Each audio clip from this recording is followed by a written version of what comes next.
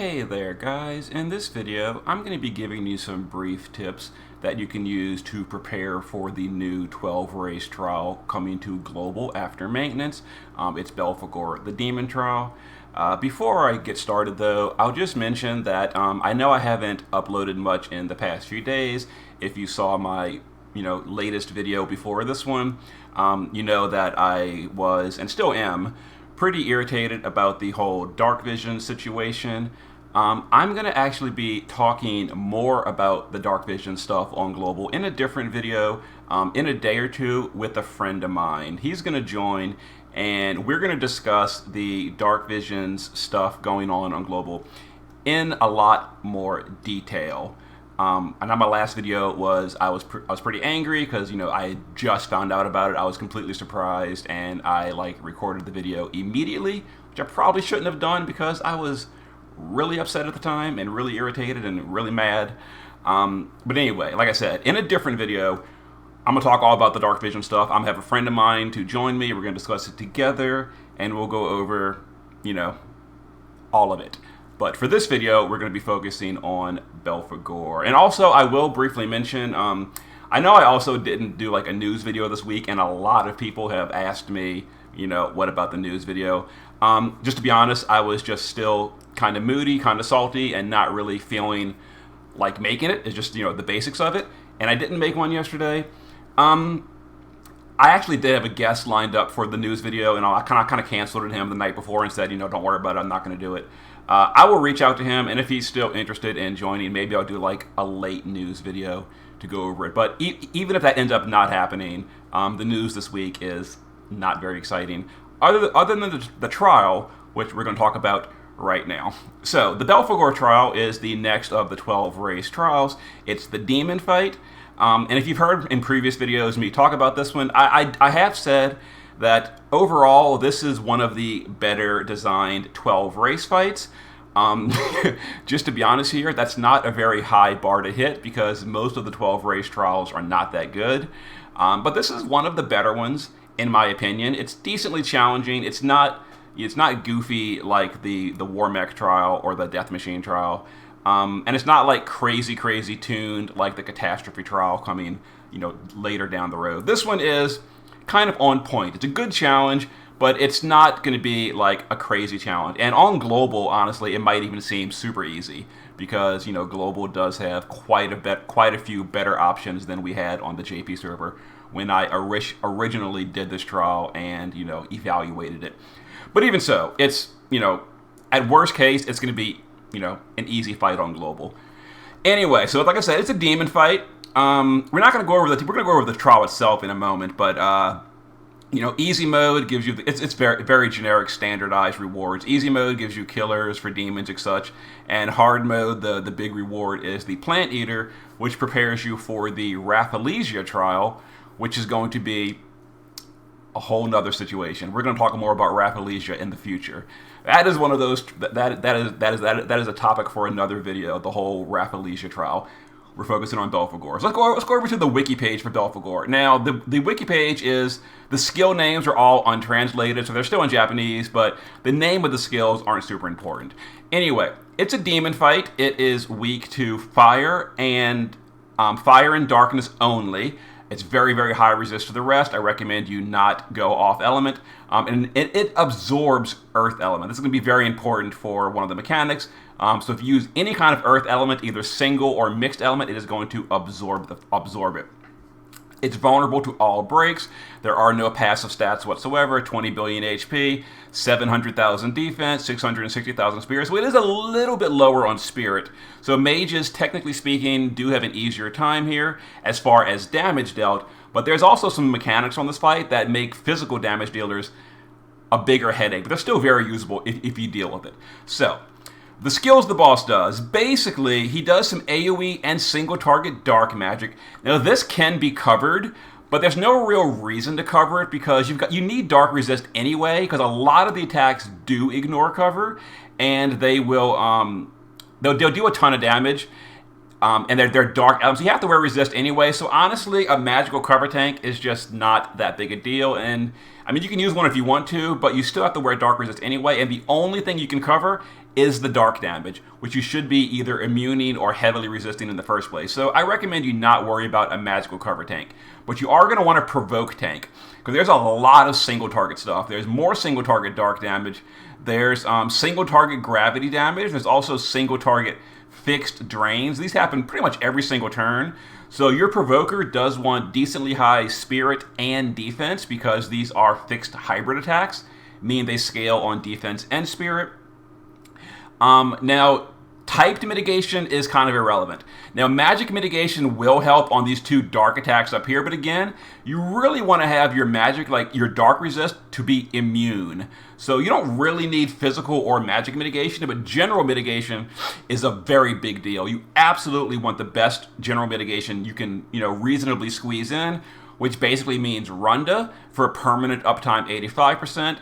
That being said, if you're using some really powerful global exclusives and you're killing the trial in 3 or 4 turns, which is very possible, I'm sure, then something like Sylvie's Magnus, which 3 turns of general mid 85 is all you really need. And you don't even need Runda technically. You could use something like, an AoE 75% from a different tank or a buffer, etc. But you're going to want some general mitigation, because you're going to be having AoE, well, this is gravity damage, you can't deal with that, but this is an AoE damage over time, and it looks weak, 1.6x modifier, but the boss has really high magic, 23,000 magic before it breaks.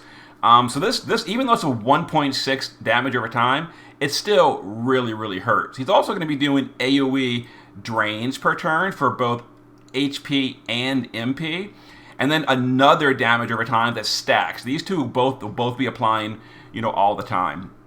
So yeah, you want some good general mitigation, some good defense and spirit on your party. Spirit is the bigger deal, because there's 2 magic scaling dots, 3 of them actually. So that these dots are both pure magic, and then the only thing that defense matters is the hybrid HP drain. So defense does help on your party, but it's definitely secondary to spirit.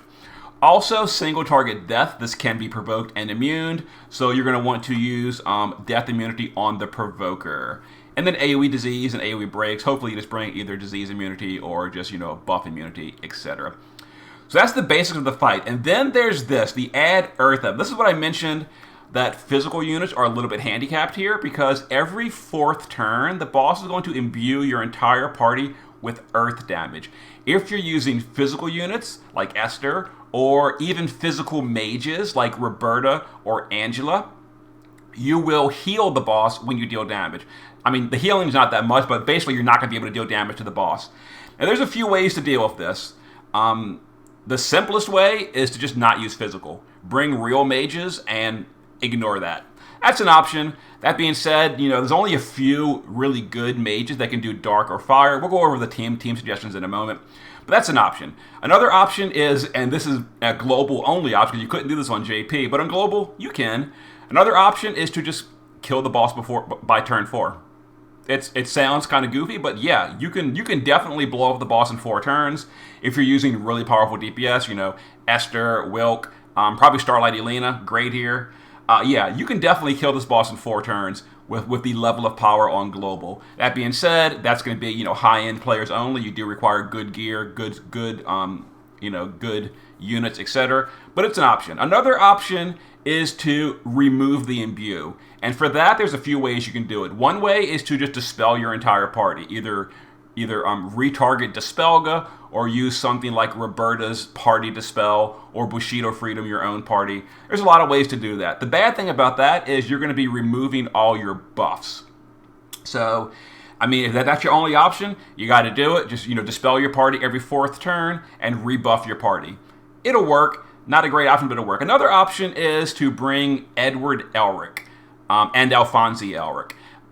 The old Full Metal Alchemist Neovisions, they can actually remove imbues on demand and replace them with one of their 4 elements, and one of them is fire. So if you're going with a fire party, you could bring Edward and Alfonsi, and for example, use like a double Esther party, go with a fire team, have Esther burst, and if Esther doesn't kill it in 4 turns, then on turn 5, after the boss's turn 4 and you've been imbued, use Edward and Alfonsi Elric's imbue swap and just get rid of the earth imbue. That'll preserve all your buffs, and your buffs, mitigations, killers, etc. will not be removed.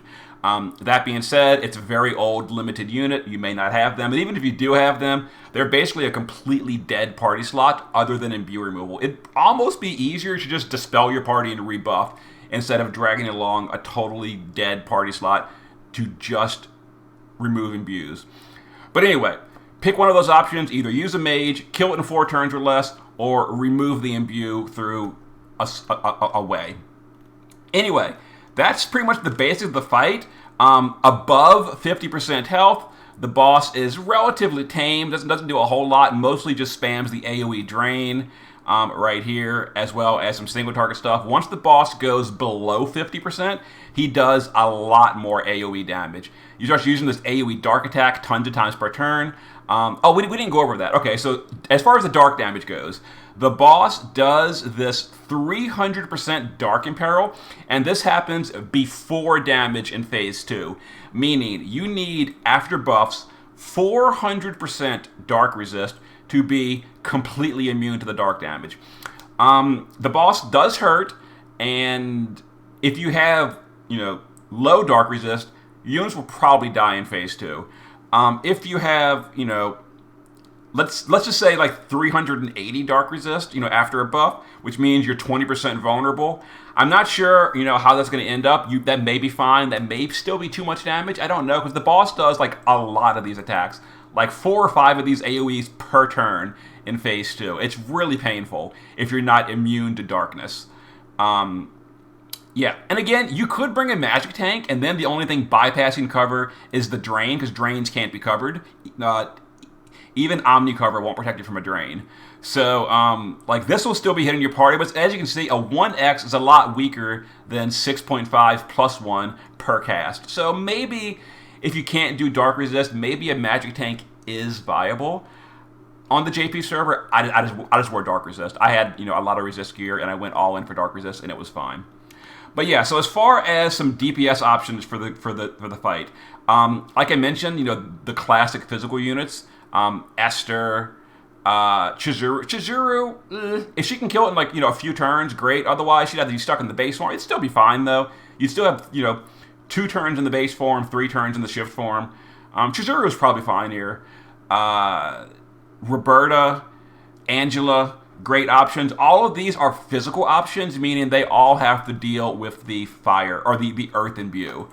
Now, some good magical options that can ignore the imbue would be Olivera is probably the #1 best option.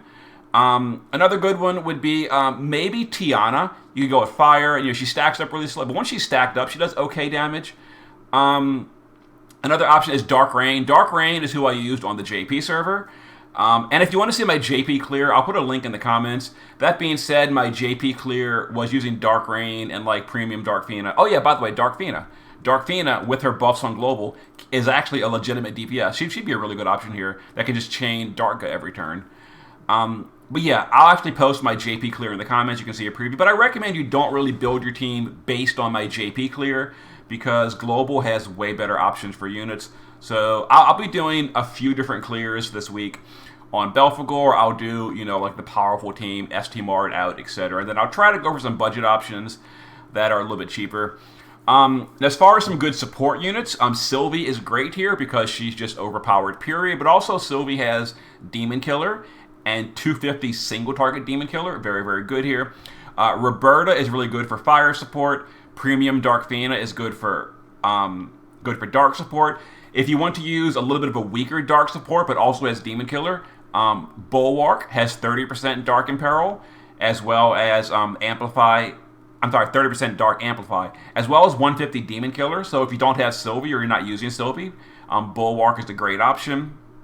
And as far as mitigation goes, there's a lot of options you can use, but quite honestly, Runda's free. Runda's the best. So I'm bringing Runda for my party because very easy access to permanent 85% general mitigation, and that's a big help.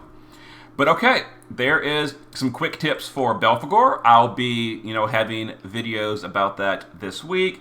And again, as far as the whole Dark Vision situation, I will be talking in more detail about that in a video either tomorrow or the next day with a friend of mine. We're going to get together and we're going to talk all about dark visions, the good, the bad, what happened, what could have prevented it, what could have been better, etc. Anyway, hope this helps get you prepared for Belphegor, or you can just wait for my clear video on Friday. That's one more thing. Maintenance is happening Thursday night, Friday morning. Well, on my time zone.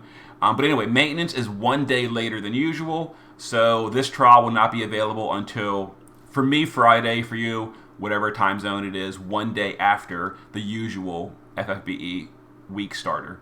Anyway, see you in a bit.